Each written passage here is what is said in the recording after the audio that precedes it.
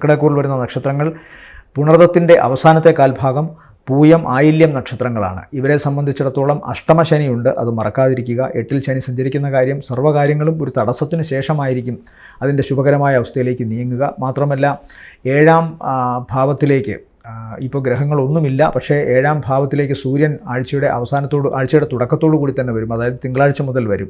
അപ്പോൾ 7-ൽ സൂര്യൻ നിൽക്കുന്നത് കുടുംബത്തിൽ അത്ര അസ്വാരസ്യങ്ങൾ ഉണ്ടാക്കാനുള്ള സാധ്യത കാണുന്നു. കൂൾ എന്ന് പറയുന്നൊരവസ്ഥ, അതായത് ശാന്തമായൊരവസ്ഥ കുടുംബത്തിൽ തിങ്കളാഴ്ച മുതൽ ഉണ്ടാവണമെന്നില്ല. പ്രത്യേകിച്ചും അഷ്ടമത്തിൽ ശനി സഞ്ചരിക്കുന്നത് കൊണ്ടും 9-ാം ഭാവത്തിൽ രാഹു സഞ്ചരിക്കുന്നത് കൊണ്ടുമൊക്കെ തങ്ങളുടെ പ്രവർത്തനങ്ങൾ പലരും തെറ്റായി ധരിക്കപ്പെടുകയോ അല്ലെങ്കിൽ തെറ്റായി അവരിലേക്ക് എത്തപ്പെടുകയോ ചെയ്യാം. അതുകൊണ്ട് വളരെ സൂക്ഷിച്ച് ഓരോ കാര്യങ്ങളും ചെയ്യുക.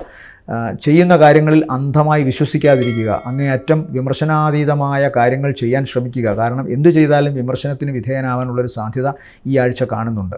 സാമ്പത്തികമായിട്ടുള്ള ദോഷം ഇവർക്ക് വലുതായിട്ട് കാണുന്നില്ല. ഒന്നാമത്തെ കാര്യം, തടസ്സങ്ങളുണ്ട് ആഴ്ചയുടെ തുടക്കത്തിൽ, അല്ലെങ്കിൽ ജലജന്യമായ അസുഖങ്ങളായോ അലർജി അസുഖങ്ങളായോ പ്രവർത്തനങ്ങൾക്ക് തടസ്സമുണ്ടാകാനുള്ള സാധ്യതയുണ്ട്. എന്നാൽ 2-3 ദിവസം കഴിയുമ്പോൾ, അതായത് ആഴ്ചയുടെ മധ്യഭാഗം തൊട്ട് കാര്യങ്ങൾ ക്രമേണ അനുസരിക്കുന്ന വിധത്തിൽ, ഇവർക്ക് ഗുണകരമായ വിധത്തിലാണ് വരുന്നത്. പ്രത്യേകിച്ചും സാമ്പത്തിക നേട്ടവും പ്രവർത്തനങ്ങളിൽ കൂടുതൽ മിതത്വവും പ്രവർത്തനങ്ങളിൽ വിജയവും ഉണ്ടാകുന്നതായിട്ട് കാണാം.